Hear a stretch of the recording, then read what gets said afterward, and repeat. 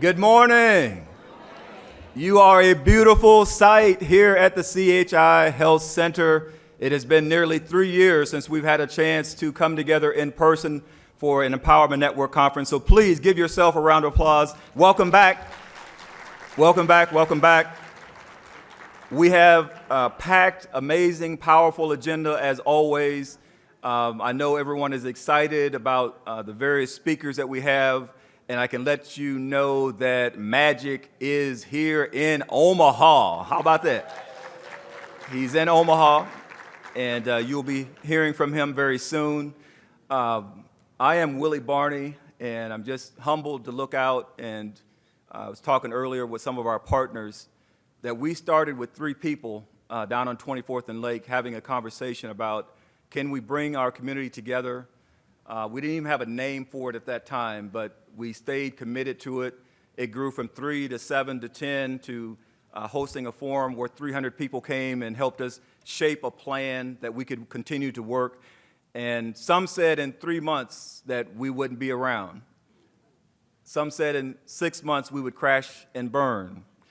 I thank God that we are still here after 15 years. And not just here, but I think when you really take a step back and look at the collective work of many of you that are in this room, and I'm very excited to say we've had about 20 different cities that have come to visit us one at a time and have asked us to look at how can this work in other cities. For the first time yesterday, we hosted 10 cities at the same time and introduced them to the Empowerment Network model. You'll hear more from them. Let's welcome our partners and friends from around the country. We're going to jump right into this. You know, we like to keep the train on time and keep it moving, so we're going to go right into our morning keynote speaker. I had the opportunity to meet her at the Power Networking Conference years ago.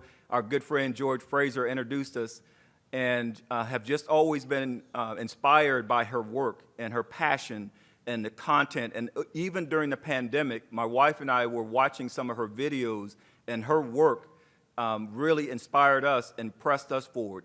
This morning, we have talked about crisis to opportunity.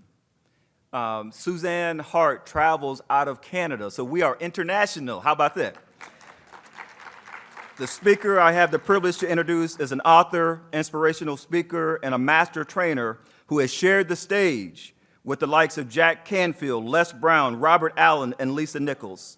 She has spent 15 years and has 15 years of experience in family, individual, and group counseling with a focus on crisis and change management. This speaker's work is influenced by her training in leadership, cultural competency, and issues related to power and privilege. She uses 7 mindset mastery principles to help her clients develop mindset mastery and personal leadership. Omaha, please help me welcome to the stage Suzan Hart.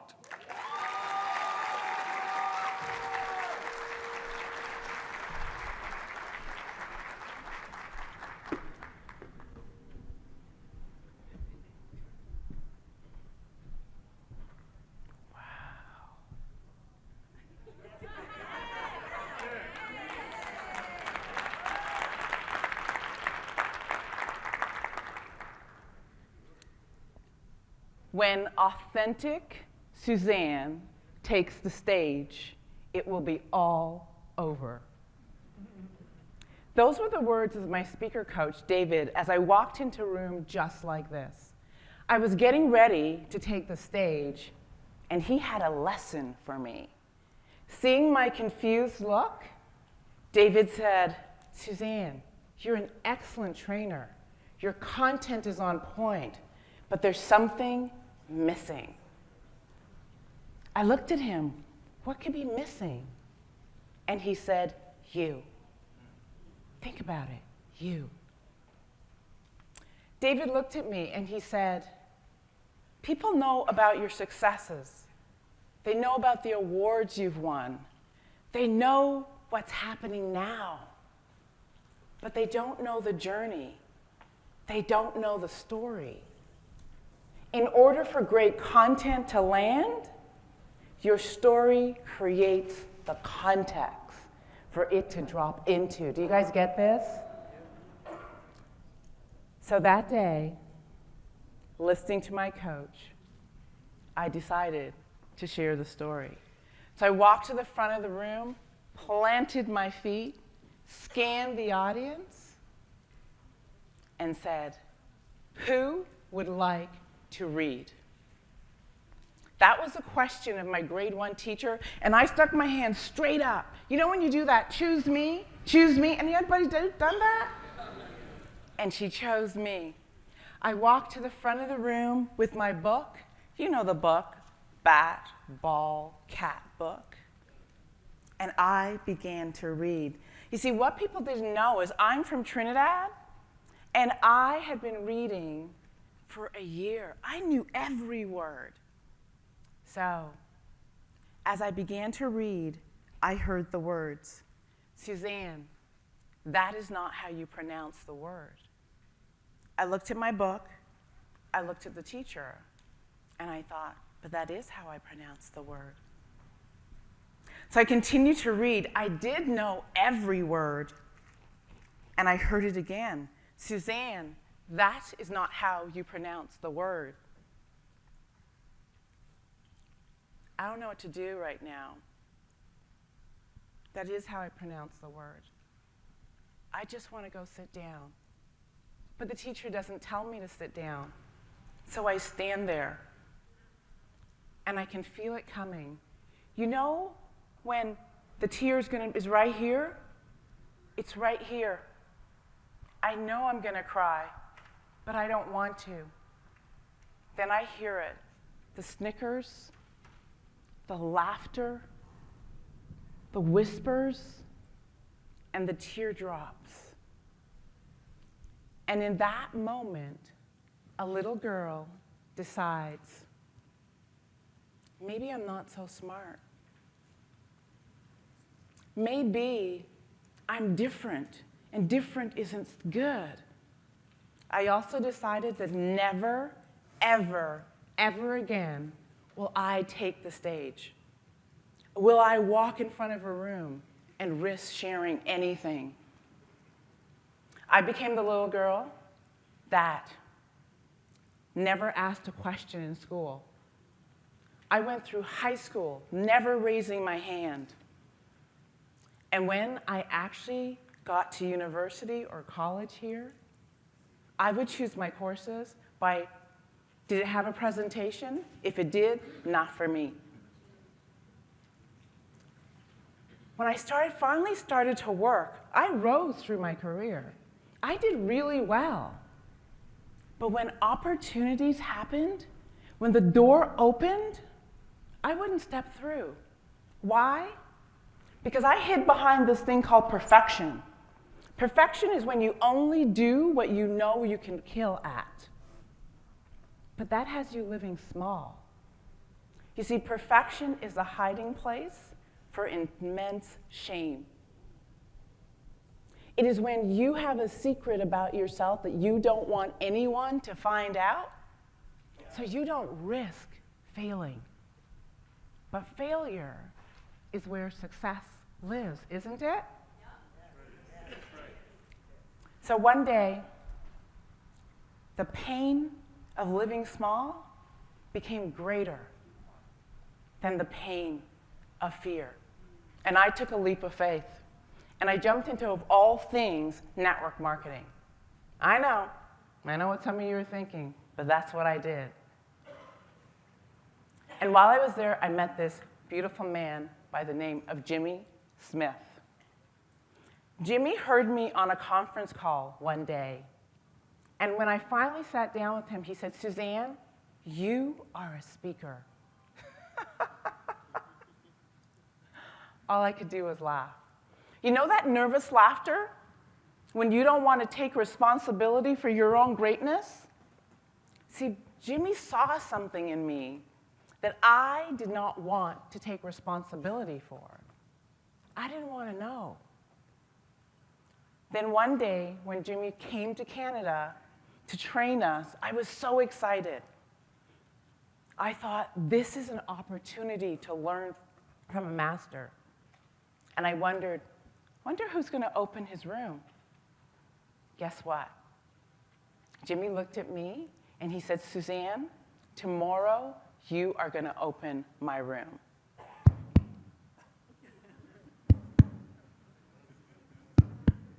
That's all I heard. It was in my head. I didn't know what to do, but I couldn't tell Jimmy no. The next morning, I woke up, mouth dry, heart pounding, walked to the front of the room, grabbed the podium, and did my 5 minutes in front of 40 people. To this day, I have no clue what I said. I know. But when I walked to the back of the room and I looked at Jimmy, I expected him to say, "You were horrible." He looked at me and he said, "Suzanne, you are great. Keep moving, keep practicing." That day, I decided that I was going to rewrite the ending to a story that I had been carrying for over 30 years. How many of you have a story that you've been holding on to and you know it is keeping you small? Show me some hands. I get it. That was me. But today we're going to talk about different. So that day when I left the stage, I actually felt naked. I had shared things about myself that I didn't want people to know. Then I saw the woman in the red dress. She was walking towards me, and oh my goodness, she was crying. She looked at me and she said, "Thank you. You've just told my story. And because of you, I have the courage to do this." But what really got me was throughout the weekend, it was the brothers and sisters who wanted to take a picture with me because they said, "Because of you, I'm willing to do it." That day, I found my purpose. I knew that I was called to speak and to help people develop the mindset to shift their dialogue and rewrite their story. Are you guys ready to rewrite your story? Are you ready? So I believe that we all have a story that we are born to tell. Now, you might be asking why. You see, stories tell the world who we are and why we exist. Think about that. Who you and I are and why we are here today. But why do we love a great story?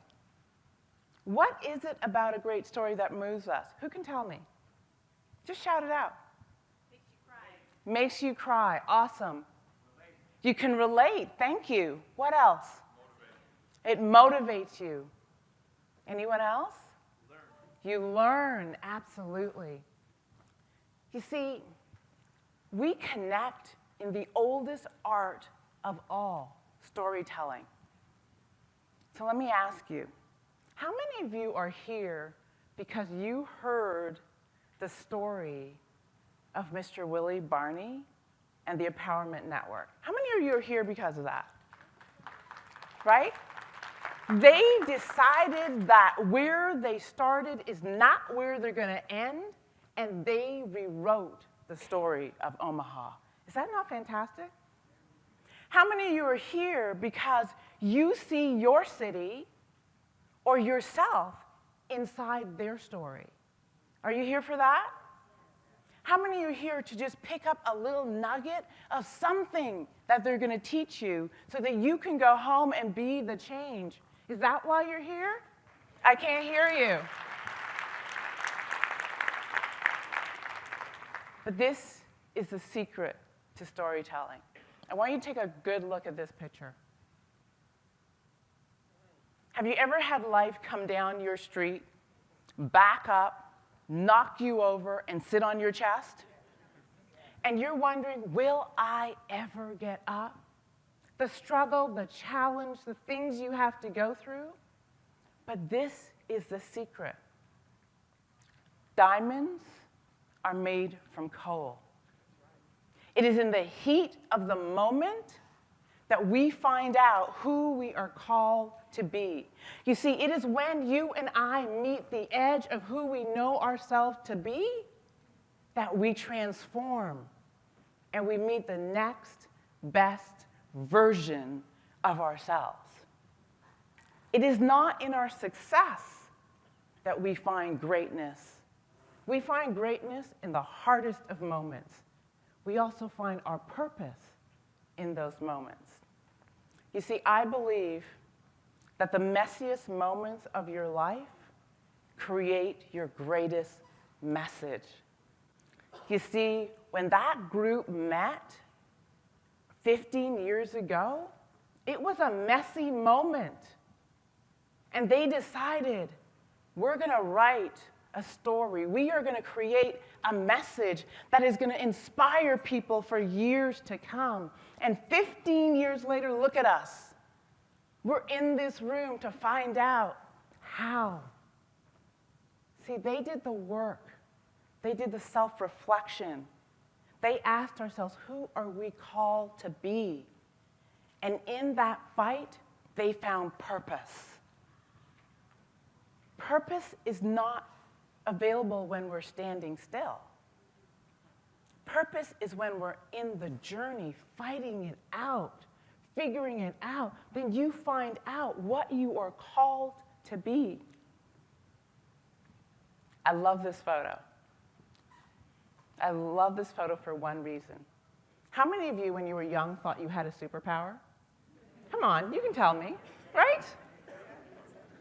You were the superhero, you had a superpower. Didn't we all do that? I'm here to tell you, you have a superpower. We were born with a superpower. That superpower is in us. It is the same thing children use when they run around the playground and in their backyards. Your superpower is your imagination. When you commit to something bigger than yourself, and you start to ask the right questions, it activates your imagination. And then things begin to happen. You see, we aren't inspired by the average person. We aren't inspired by people who stand still. We become inspired by the people who have the courage to move from victim to hero. We love those people who are willing to be the hero in their life. Are you ready? Are you ready to be the hero in your life? Because this is what I know about heroes, is they're attractive and they're magnetic. You see, life is nothing but a hero's journey. It is for those of us who answer the call when life comes knocking at our doors. You see, your purpose is found in your toughest moments. And if you're willing to do the work and evolve, magic will happen. I have a dream. Important words, aren't they? I have a dream. Those words are uttered all over the world. Words by Martin Luther King. But this is what's interesting about that. I don't think it was a march on Washington was the first time Martin Luther King uttered those words. He probably said those words to himself over and over and over again. And as he went on his journey and he evolved, we now know his story and his words. But this is where it gets interesting. When we were listening to Willie Barney speak yesterday, he said that when he looked at Martin Luther King's story, the story moved him, and he became inspired. And there was a section in his story about economic advancement that he said, that is my purpose. You see, Willie Barney stands on the shoulders of Martin Luther King. He was inspired by his story. We are all here today because we stand on the shoulders of Willie Barney and that group that created the Empowerment Network. You see, stories give us purpose. Stories connect us, and stories inspire us. You see, it is those individuals who are willing. You will find your purpose when you have the courage to not settle for the story you were given, but when you find the courage to rewrite your story. You see, Omaha, I salute you today because of your courage. And you're willing to take a situation and pick up the pen and write a new version of the story. You've earned the right to be the guide for so many cities. That is why we're here today. And that is why we celebrate you. So as I close, this is what I want to leave every single person with. As Jimmy said to me, please know you are brilliant. Please know that you are oh so very special. But most importantly, know that the world is waiting. The world is waiting for your gift. The world is waiting for you to rewrite your story. Thank you.